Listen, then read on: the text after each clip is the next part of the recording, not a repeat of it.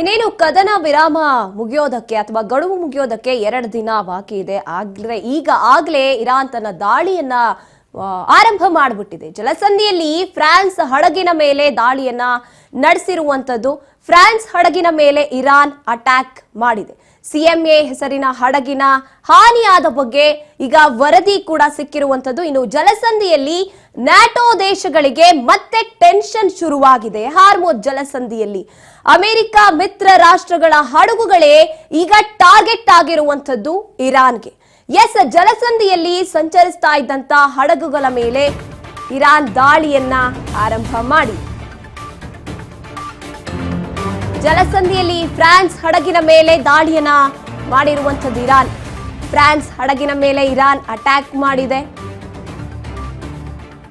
CMA ಹೆಸರಿನ ಹಡಗಿಗೆ ಹಾನಿಯಾಗಿದೆ ಅಂತ ವರದಿಯನ್ನ ಕೂಡ ಮಾಡಿರುವಂತದ್ದು. ಜಲಸಂಧಿಯಲ್ಲಿ ನ್ಯಾಟೋ ದೇಶಗಳಿಗೆ ಈಗ ಮತ್ತೆ ಟೆನ್ಷನ್ ಶುರುವಾಗಿದೆ. ಇನ್ನೇನು ಹಾರ್ಮುಜ್ ಜಲಸಂಧಿಯನ್ನ ಒಂದ್ ರೀತಿಯಾಗಿ ಯಾವಾಗ ಕದನ ವಿರಾಮ ಅಂತ ಆಯ್ತು, ಬಂಧಿಸಿತ್ತು ಇರಾನ್.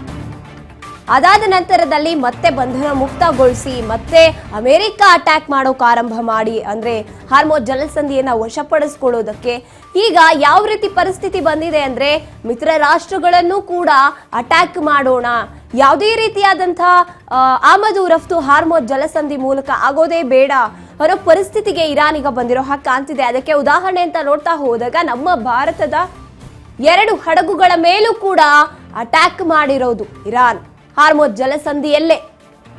ಈಗ ಆ ಪರಿಸ್ಥಿತಿಗೆ ಇರಾನ್ ಬಂದ್ಬಿಟ್ಟಿದೆ. ಅಮೆರಿಕ ಮಿತ್ರ ರಾಷ್ಟ್ರಗಳ ಹಡಗುಗಳೇ ಈಗ ಇರಾನ್ಗೆ ಟಾರ್ಗೆಟ್ ಆಗಿರುವಂತದ್ದು. ಅದು ಈ ಯುದ್ಧ ಈಗ ಹಾರ್ಮುಜ್ ಜಲಸಂಧಿಯಿಂದಲೇ ಆರಂಭ ಆಗ್ತಾ ಇರೋದನ್ನ ನಾವು ಗಮನಿಸ್ತಾ ಇದ್ದೀವಿ. ಕದನ ವಿರಾಮ ಇನ್ನೂ ಕೂಡ ಮುಗ್ದಿಲ್ಲ, 2 ದಿನ ಬಾಕಿ ಇದೆ. ಆಗ್ಲೇ ಇರಾನ್ ಅಲರ್ಟ್ ಆಗ್ಬಿಟ್ಟಿದೆ. ಇನ್ನು ಸಿಎಂಎ ಹೆಸರಿನ ಹಡಗುಗೆ ದಾಳಿಯನ್ನ ಮಾಡಿರುವಂತದ್ದು.